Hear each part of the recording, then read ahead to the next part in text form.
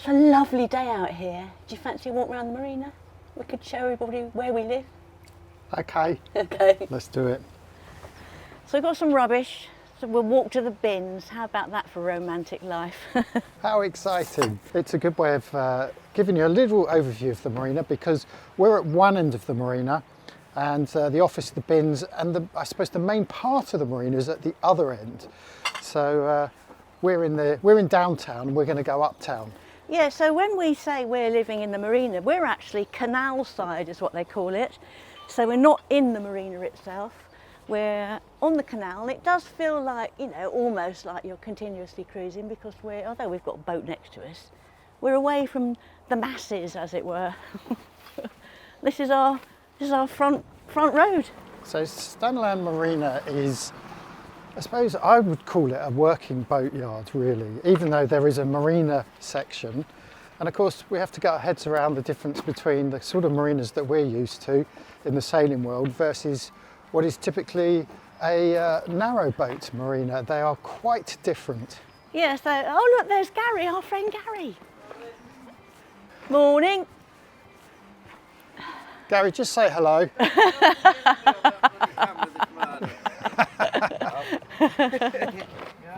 We're good. We're hopefully going to feature Gary in a different episode. Gary is our man for all things electronics. Have a good day, mate. We're going to talk to you a bit more about our solar panels, the lithium batteries and so on, and we'll probably do a separate episode on that. So this is the walkway up to the main marina. As you can see, we've got lots of barns and sheds, and there's all kinds of work going on in there. We've got the shower block and the loos over there. Go and show you those later. Okay. And we walk through quite a lot of old boats that are having work done to them. Past the haul out facility. It's not called that, would they call it hauling out? Well, I suppose so. I mean, yeah. It's a lift out. I mean, this is nothing compared to what we're used to. I don't know what that's rated at. It's probably only 20 tonnes tops, but that's one of the slips. So there's a slope just down here which allows this tractor setup to drop down into the water to pick up from here. So that's one of the working slips. The two big sheds we walked past used to be dry docks. One of them's still active. That's where we hauled out. But the other one is now owned by a different company. That's something else that, if we get time, we'll talk to you about, because there is a fit-out company here. So they make their narrowboats, I think it's based in Sheffield now, and then they bring them down here to be sprayed up and to be fitted out. But I popped in there the other day to go and have a chat with the guys, and they said that if we've got time, we'll go in and give you a little sneaky peek of that, because it's interesting work. This is the Tilly Community Canal boat, and she's been going since we've been here, off on little trips now and again. We see her go past us. She's beautiful Widebeam. That's the sort of paint job we want. Yes, it would be nice to get a paint job like that, wouldn't it? She's rather splendid. And the great thing is that this boat's always going out. They're taking out visitors, customers, guests, tourists, pretty much every day. Do you notice her fenders? She's got proper fenders there. I think we need something like that. When we went out on our little trip the other day, I realised that we didn't have enough fenders. So one of the things that a lot of narrowboats use are old tyres tied together, and these are go-kart tyres, and you string two together to make a fender, which is what we did. So we have fenders, at least four fenders either side. But after our maiden voyage, which hopefully you've seen, they took a bit of a battering. So we're actually looking to see if it's worth putting proper fenders on the boats, but I don't know how they would manage with 26 tonnes of steel as they get squeezed up against rocks and walls and moorings and what have you. So yeah, we need to have a think about that. If you've got any ideas about what we should be using as fenders, then let us know. Yeah. Hey, mate. All right, how's it going? Very well, thank you. You have a good day. And you? The marina's got its own bar. It's the Barge Inn. You can see it here. On a good day, on a sunny day like this, it's just lovely. You can sit out the front. You can sit in this bit here. I don't think it's open yet. I think they're just getting it ready. It's a Sunday, so it will be very busy. I mean, you say we could sit out here. Yeah. We haven't, have we? No, We've we actually haven't only yet. been here once with Tim when he came up to visit. Yeah, and we sat in that bit up there and we were too late for lunch. It was about 1:30 and they'd sold out. And it turns out that if you want to eat here, you need to get here at 12. Everybody starts early here. So twice we've come and we haven't been able to eat. But it's a nice spot. Very nice spot out the front. It gets good ratings on Google Maps. It's a popular spot, especially for Sunday apparently. So I don't know if we've mentioned it, but over on the other side of the canal is a community park. It's a community woodland, fair few acres, but it's just lovely having it on the doorstep. And of course, a great place to walk the dog. No, we haven't got a dog yet, but it is happening. There you see, you can sit outside here and while away the afternoon in the sunshine on a good day. It's a dead end, Liz. Oh, is it? Yeah, look. Oh, I didn't know that. So that's the other dry dock, and we were actually scheduled to go in there on Tuesday.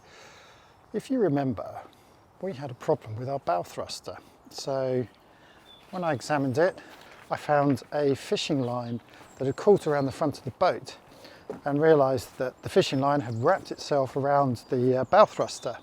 Yesterday, I thought I'd take another look, and just on a whim, I decided to tap the bow thruster joystick, and lo and behold, the bow thruster's working again. It didn't do anything, did nothing to change anything at all. You turned it off and on again. Yes, I turned it off and on again for a few days, turned it off for a few days. So this can only mean one thing, and that is it's a connection issue. If ever there's a problem on the boat, 95% of the time it'll be a connection issue. So yeah, so the bow thruster's working. Consequently, going back to my original point, we don't need to go into that dry dock, but that's where we would have gone to have put the boat on the dry and just get access to the bow thruster, because unfortunately these bow thruster units are not designed to be taken out in the water. But anyway, that saved us a bit of cash. So we're walking up to the main bit of the marina. It's just ahead of me, but on my left here is the office and the chandlery. Not open today, we're recording on a Sunday. It's quite a decent little chandlery in there. You can get pretty much all the basics. You could probably order what they don't have. And behind it inside is an office. And we get lots of stuff delivered here. We get all kinds of stuff from Amazon and Screwfix and all those places that have all those important bits that we don't have on the boat. And they're really good. They hold on. We've had letters delivered, everything. So really friendly, very helpful. They've got a lot of glass bins because they've got a pub.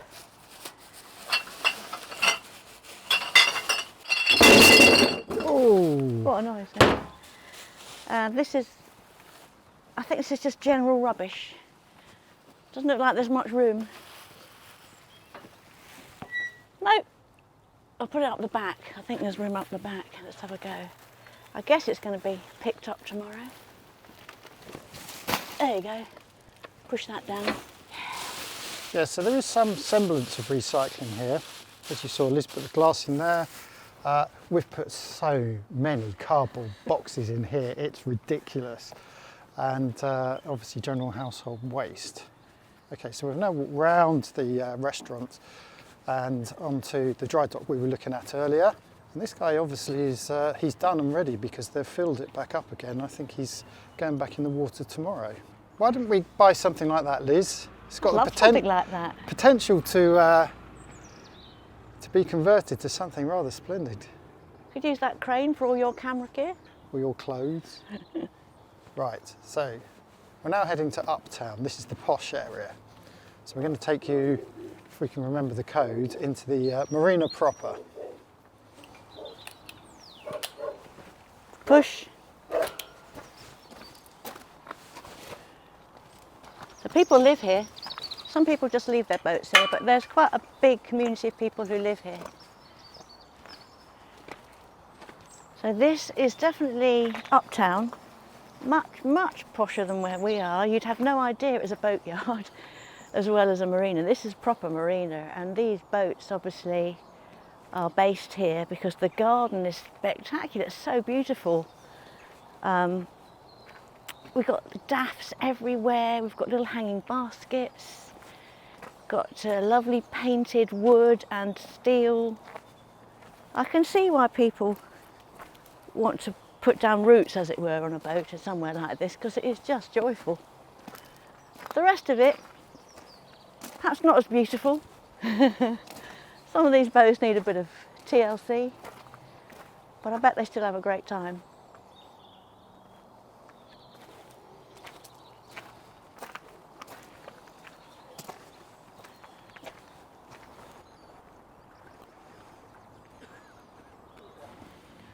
In last week's episode, if you remember, we were using something called a CRT key to access these swing bridges. And this is a key that's used nationwide, and anyone who is on the canals can use these facilities. You have to have a licence, that's the only way you can get one. Supposedly, yes. Which we have, of course. Anyway, one of the things it allows you to do is to access the toilets, which we're going to show you, which is very exciting. There's showers as well. Morning.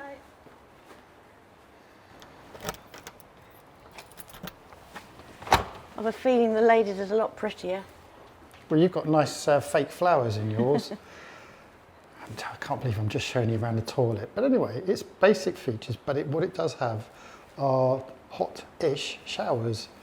So if you don't want to shower on the boat, you don't want to use your toilet on the boat, you have these facilities on your doorstep, and you can find these all over the canal network.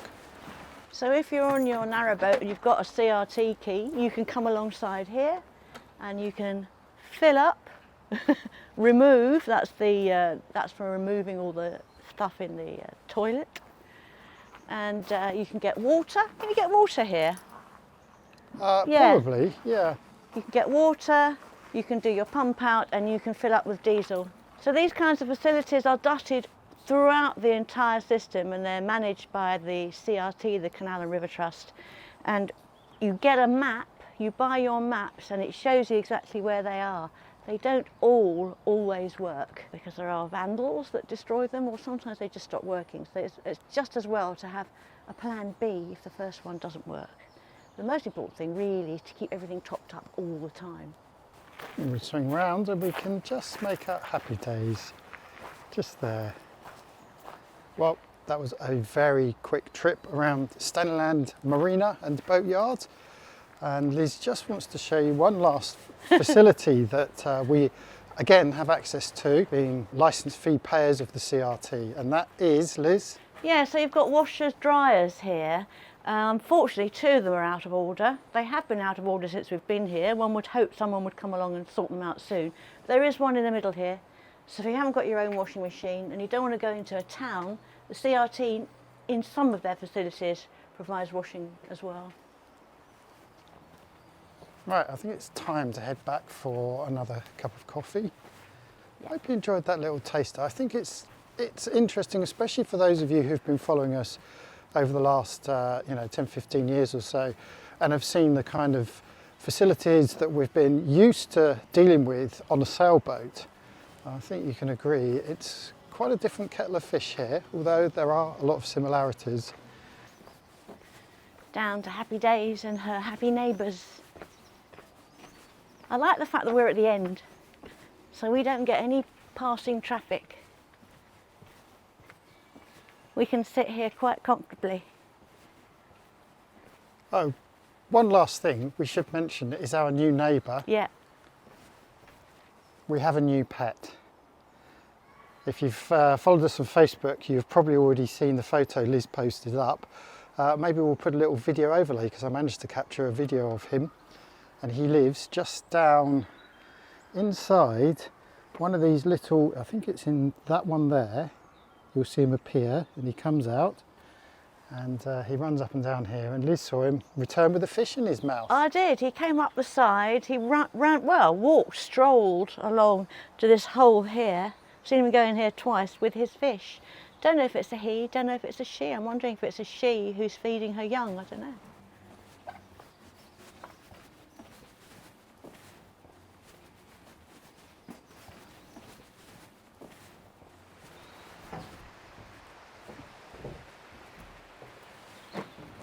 Duck food.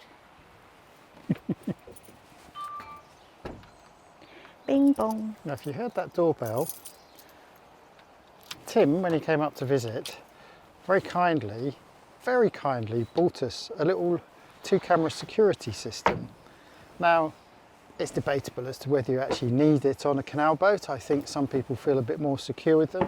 For me though, it's really just playing around with a few new toys, but we have 2 cameras set up and they have motion detectors on them, they can see at night, and so we've got one stationed either end of the boat which just monitors any activity when we're off the boat or when we're on board inside watching something on TV. So yeah, but it's just a bit of fun, to be honest. And that was my phone giving me a notification that we've just stepped on board.